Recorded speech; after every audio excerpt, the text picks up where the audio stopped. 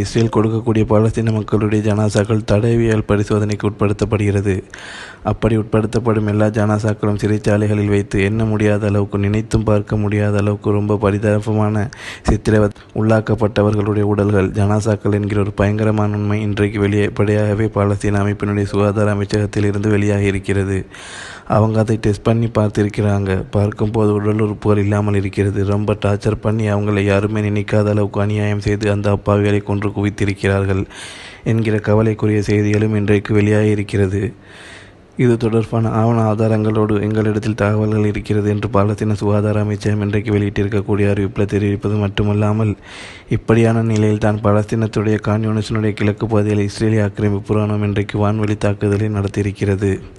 தொடர்ந்தும் கான் யூனிஸில் பாதி பாலஸ்தீன விடுதலை அமைப்பிடம் இருக்குது, பாதி இஸ்ரேல் கண்ட்ரோல் இருக்குது. இஸ்ரேல் கண்ட்ரோல் இருக்கிற பகுதியிலையும் கூட பாலஸ்தீன மக்கள் வாழ்ந்து கொண்டிருக்கிறார்கள் என்கிற நிலையில்